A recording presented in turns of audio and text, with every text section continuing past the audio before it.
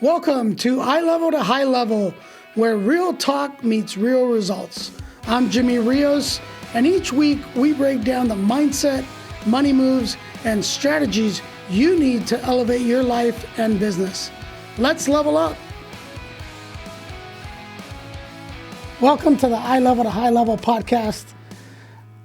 Part 2 today. This is a very special day. I have my wife Sylvia as a guest or a co-host, and I had to bring back Cortland Watson now for the second time, and I had him bring his wife Simone because I feel that for every great man, there's a better woman that makes him a great man, and I wanted to get the other side of the perspective from a woman's from the woman's side, right, of this business, of what we do and how we do it. I think there comes a time in every man's life when they're going into this world of entrepreneurship where they need to get support and they need to feel that they are good enough to make this work. And sometimes, they don't have that, and I think I applaud you guys for coming together as a couple, married, with children, having a lot of things to juggle.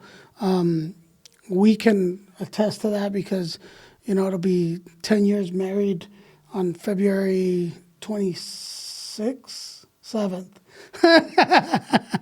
On February 27th, it'll be 10 years that we've been married. So we've shared, some things. She's ever since we got together, I've been in the mix as an entrepreneur, but she's also seen me fail and many times, right?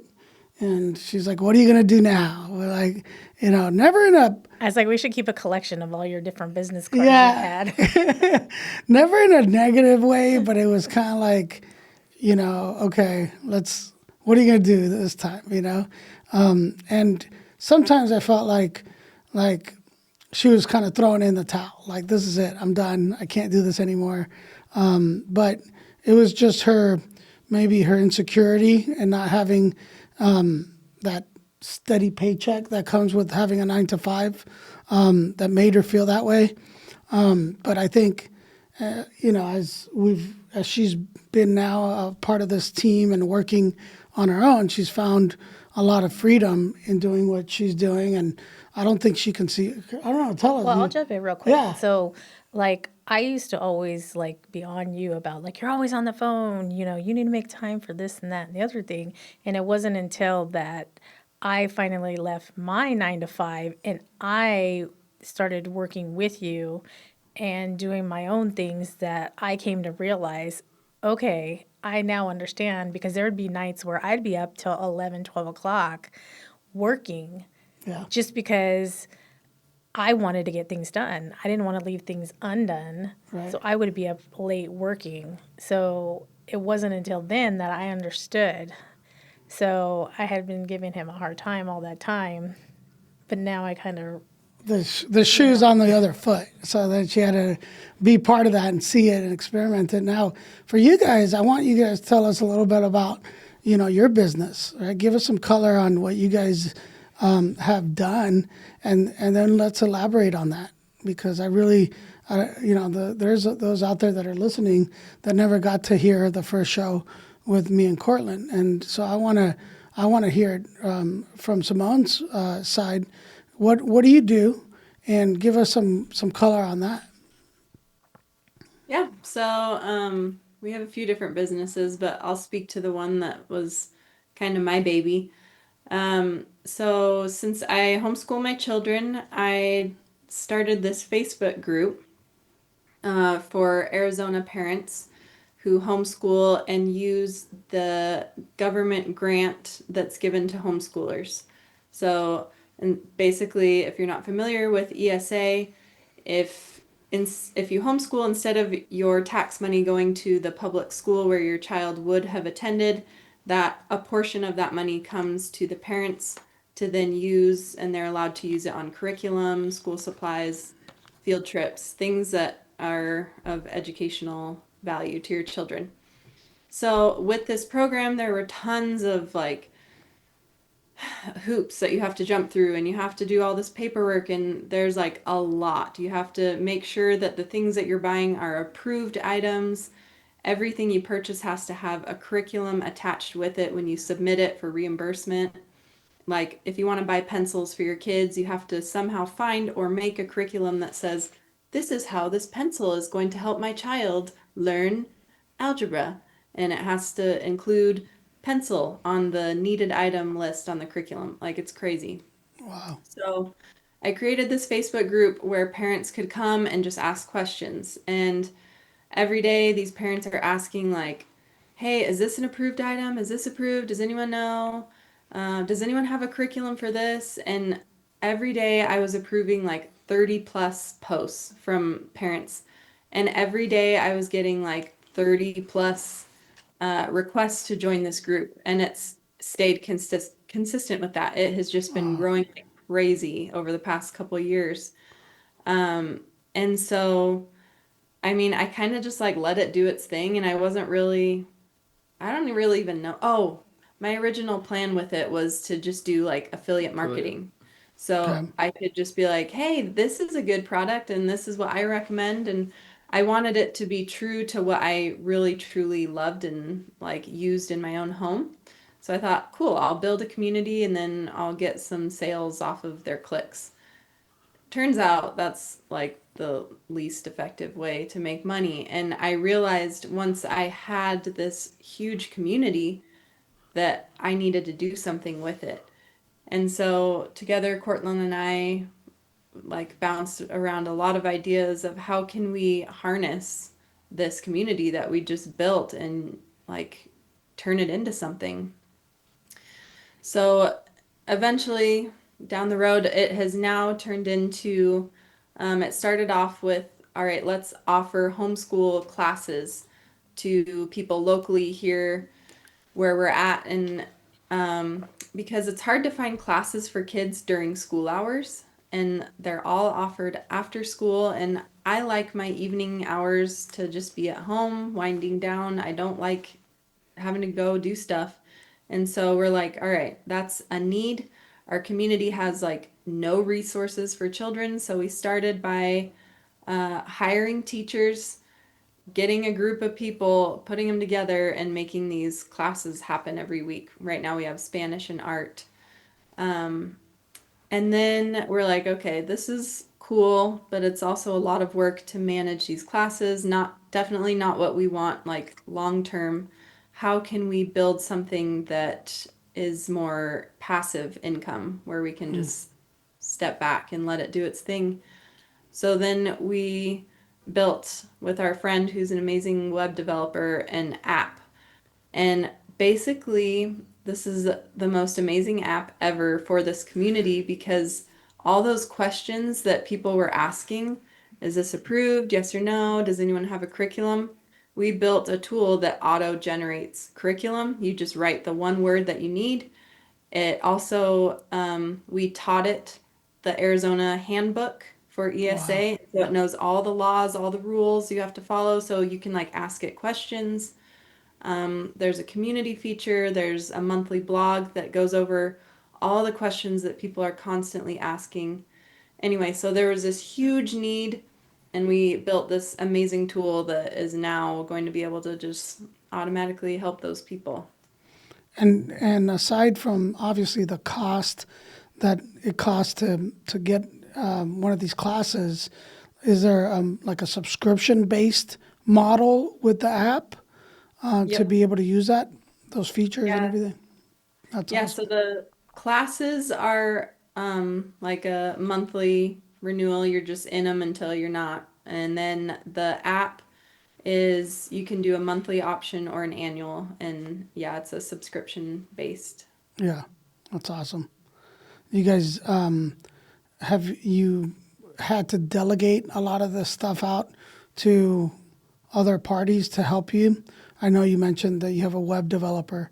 How intensive is it in getting this off the ground and having to hire and get other people to come on board to help you guys? Yeah, and I'll speak to that. There's been a lot of steps in terms of kind of the process of getting it all going and functioning.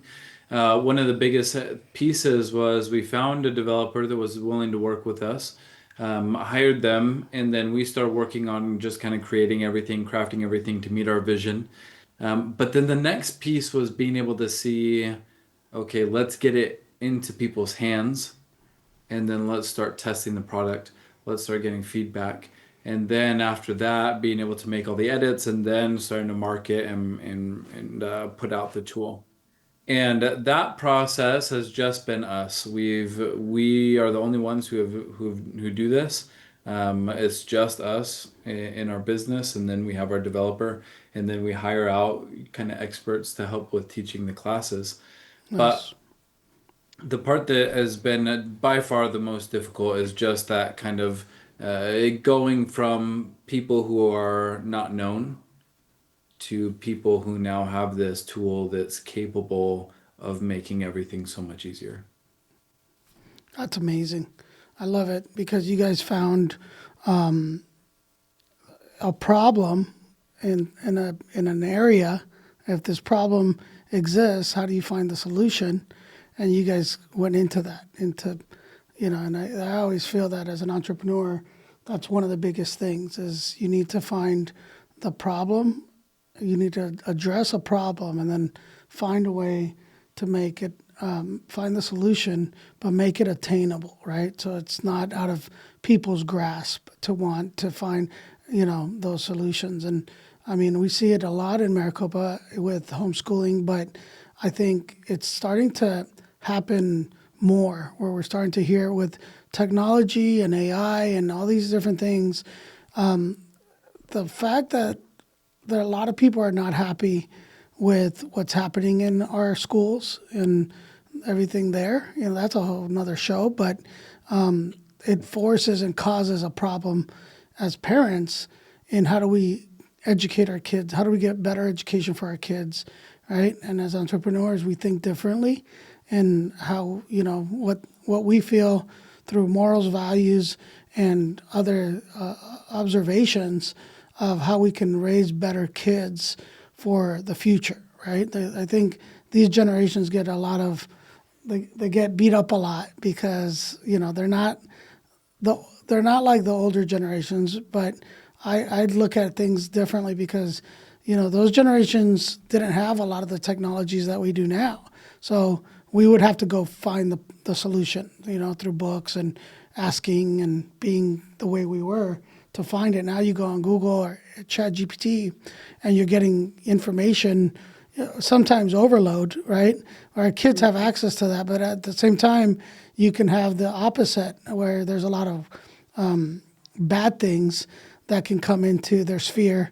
And you guys have managed to figure that out, to say, like, how do we still give our kids the ability to be schooled and to give them the space and freedoms for their own making their own choices, but at the same time raising them to do the right things and to want to work and to do these different things that are not being taught in our schools. One of the biggest things that the problems that I see in the schools, and you guys can chime in on this, is when it comes to money and education with finances. It's very easy to think that I want to start my business and basically go and bootstrap yourself into trying to do something until you run out of money, right? Until you've, run out of credit or your credit, it goes bad or the different things, right? And a lot of, when we were growing up, we had to do a checkbook, we had to write checks and keep a Check register. check register. And I don't think when I talked to Nico and Carlo about that, they're like, what? Like, they don't understand what that is, right?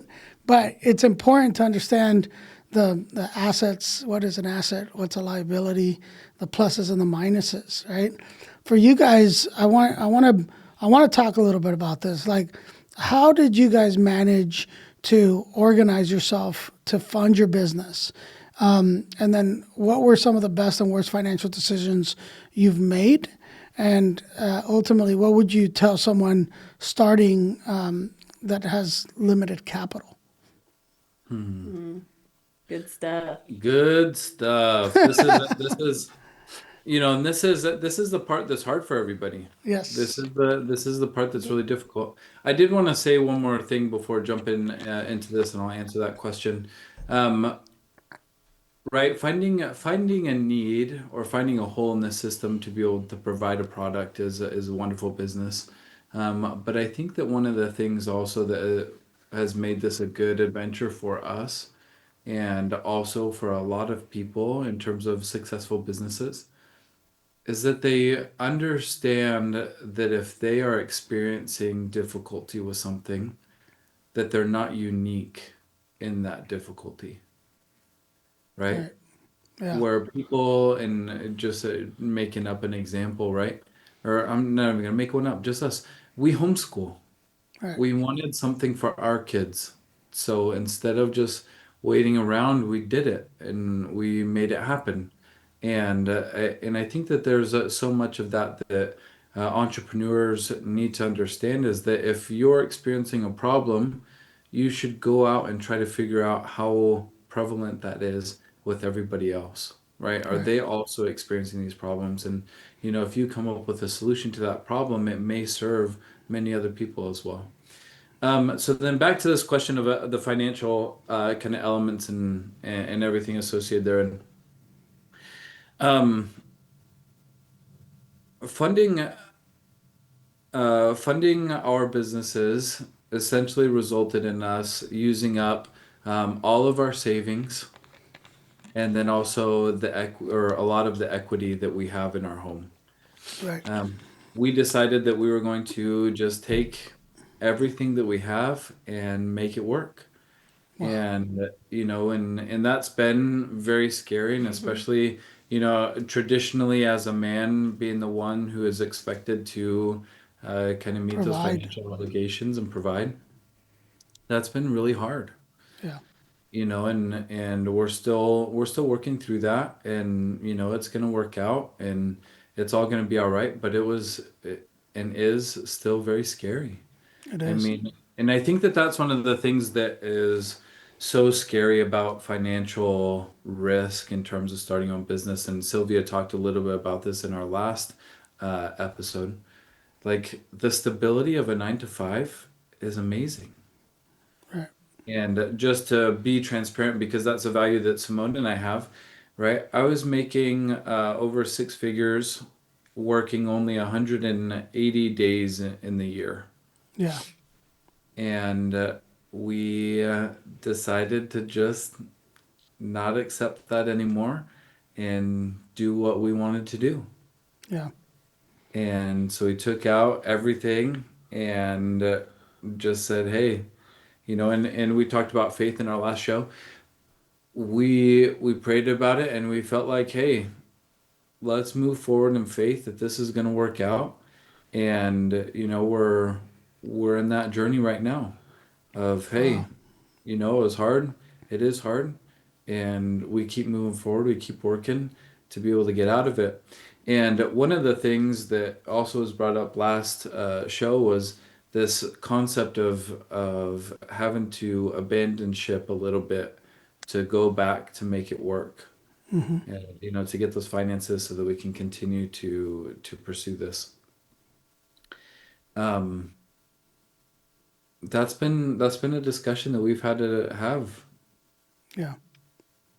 and we were in the process, started doing everything to get back into it, and To get back into the some, corporate world. yeah. And I looked at Simone and I picked up the phone to make the call and to get back in it, and I just felt God saying, I told you to trust me. Wow. And I went to Simone and I'm like, look, this is where I'm at. I did exactly what we talked about. And I was about to make the call. And then, this is how I'm feeling. Wow. That's amazing. That's I think back when I had that, I was an underwriter with same similar situation. I was making good money and had all the benefits and all these things. And I remember having to have that talk with Sylvia and assuming in my head that she was going to be like, don't quit that job, like, don't do it. And that didn't happen. It was like, let's go, and probably not in that fashion. I can't remember how you gave me the green light. How was it? I don't even remember. Yeah, but it was very much like, okay, well, we're in this together. And, even harder was the fact that around that time, I had put on one of my big boards a calendar with every day of the month. It had in red all the expenses and in green all the money that was coming in. And it gave us a real, like, I guess that coming to Jesus moment where you're like, this is the reality of our finances in real time, right? So she could see everything that was being spent daily and what was coming in. And there was a lot more red than there was green, right? I'll tell you that. And for me, coming to the realization that I had to be honest and open about our finances as the owner of this company, who brought her along as now the owner of her company, because she has her own company that bills me, right? She has her own P&L and I have my own P&L. But as a household, we have a household profit and loss, right? How we spend and what we buy and how we plan our trips and all these different things. And so for us, it was very daunting because I couldn't open up to her the way that I visualized myself talking to her about these debts. I wrote out a list of everything that we owed money on and the payments, and I put it on the refrigerator so that she would have to see it at some point, and the conversation was going to have to happen, right, about it. What was your feelings about that and how I did it? Well, first, one thing he would always tell me is you have to spend money to make money. So when he's talking about what he was disclosing to me was all his business debts, because that was kind of, I was in the dark about. So yeah, he ended up putting it on the refrigerator because he didn't want to have that conversation with me. He just put it on the refrigerator because he knew I would see it. Yeah. And so he was probably shocked because I ended up taking it and going in there, and I'm like, okay, well, this one, and this one, I can pay those. Now we got to figure out these other ones. Yeah. So it forced us to start. So here's the irony about everything is that I'm the guru of this financial world that I'm talking about, right? I teach people how to set up structure, right, in budgeting and all these things. But just because you can paint the prettiest picture, if you're not actively in action doing it yourself, right? It's like almost like that imposter syndrome, right? You can do something very well in teaching and showing others, but you got to be active in doing it yourself, right? And I do it well. And that's why I was like, I can pay this, I can pay this, I can pay this. But there's things that she does do very well, and I should have given her that trust and saying, I need you to do this, right? And that was part of the learning for me, right? Because our business turned around 200% or more upon that really crucial moment when we had that moment, right? When we had to turn things around. To tell you guys that I had to start putting together a file, a box full of papers to give to a bankruptcy attorney, to where we thought we were going to have to start over, right? It was very hard to do that, right? And especially when I had the perfect credit. yes, and we own a credit company, right? So there's a lot of things that were happening behind the scenes that were just causing me to go against everything that I learned and taught for 20 years, right? But we didn't have to cross that bridge because we learned through that negative how to turn it around, and we became case studies of our own system, right? Which was amazing because, like when I say walk the walk, talk the talk, there's nobody that has been through so much in, credit and negative things that have happened to them to be able to say, yes, it can be done, and you can do it too, right? Because people, they'll doubt themselves, and nobody likes to talk about the elephant in the room when it comes to finances or credit. But those are some of the things that I think we need as entrepreneurs to talk first about, and we need to bring it out and understand that there has to be a plan in place to be able, because at some point you're going to grow, you're going to scale, and the problems are just going to get bigger. And you're going to have to find ways to attack that. And money's always going to come into play, right? We do it now. We're having to adjust our sails in the journey to find solutions for those problems. And they're good problems to have when you're growing and scaling, but they have to be addressed, because if you don't, you're going to hit that wall again, right? So I wanted to ask you guys, without going, too deep into your own finances, but the mindset in talking about money, how do you guys deal with that part of it as a couple? Is there one that is more dominant over the other? Do you guys do it together? How is that dynamic as a couple and working through your finances?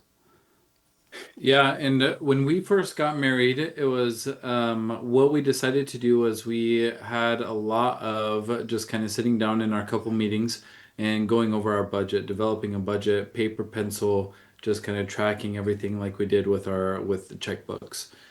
And then that process continued, and we tried a few different models to try to kind of figure out, hey, let's do it this way, let's digitize it, let's go through it this way, and it just kind of didn't really work out for us. Simone really loved kind of that paper pencil method, and then when we just kind of went full in on the business, Simone kind of unintentionally kind of has taken kind of a step back from the finances.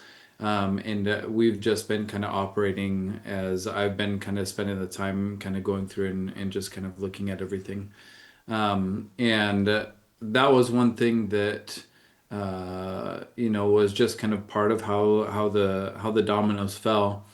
But I don't know how long ago, it was a month or two ago, where we're sitting down and then Simone's like, all right, where are we at on all this stuff? And kind of where are we at on the numbers? And then for her to kind of sit down and kind of look at everything and kind of see where we are, a little awe moment. Yeah. Yeah, I kind of had my eyes closed for just a little bit. It was just so overwhelming. Like, we've never been in debt. Like, even when we went through, both of us getting our degrees, and then he got a graduate degree, being poor college students, and I was always just like so proud that we never had to go into debt. And so when we took out our first loan, I was kind of just like, okay, just do this. And I kind of was just like, well, we're going to keep living how we've lived. Like, obviously, we don't live a lavish life, but I mean, we're going to keep buying groceries that we normally Right. buy. And we're going to keep doing things together as a family. And we're going to live off of this, and we're going to work our butts off. And anyway, yeah, there was a few months where I knew we had made a few big investments in learning, in coaching, business coaching, in our videos that we had produced. I just didn't realize, like, that we were like almost at capacity. You gotta Like, spend money to make money. Gotta spend money. Well, and It I does think that it does get away from you though. It will get away from you quickly, and that's yeah, eye opening. yeah, yeah, and that's one of the things that's really difficult too, is that when you're working as a couple, You have to understand that one of the biggest reasons for divorce, and Yeah. specifically speaking to America, are financial difficulties. Totally. And when Simone and I have kind of gone through everything, paper pencil doesn't work for me because I kind of write it down and then because of my own habits, I don't see it again, right? And then so that was working really well for us in that process. And then once we got away from that, I'm very aware of everything and kind of where we're at. And then Simone's kind of, in the dark a little bit. Yeah. In the dark, but still supportive. Like I'm Yeah. supportive and I'm trusting, and I know that like any big purchases we talk through and stuff. So Right. And in that process, and what I was getting to is just being able to say that conversation, right, shouldn't ever be hid, but at the same time, understanding how people work through it, right? This Yeah. idea of spending money to make money. We saw an investment, and it's like, hey, we're going to spend some money on getting somebody, to come in and coach us and help us understand and work through some limiting beliefs that we have, Yeah. and then kind of work through and process that. And, then came the bill and it kind of processed and went through everything. And then came the bill for, okay, now we have this idea. We know how to go about it. We know how to do it. And here's the bill for developing kind of the app that we talked about. And then some of the other components for our other business. Yeah. And, so that's starting to roll out. And now we're in the phase of pushing all of those forward. So we're at the end of the time of kind of waiting to push and launch everything. Right. So that comes with it, and that's one of those things where, that was something that we agreed upon at the beginning, and understood that was going to happen, and that we're waiting for, and part of the journey. Awesome. Well, guys, we've come to the end of the show, but I wanted to finish it with what we call the little rapid fire segment. So Mm. I want Cortland give the men, husbands, and leaders your message, and then Simone a message to women, wives, and mothers in entrepreneurship. Yeah, thanks for the opportunity to do this. My number one thing, your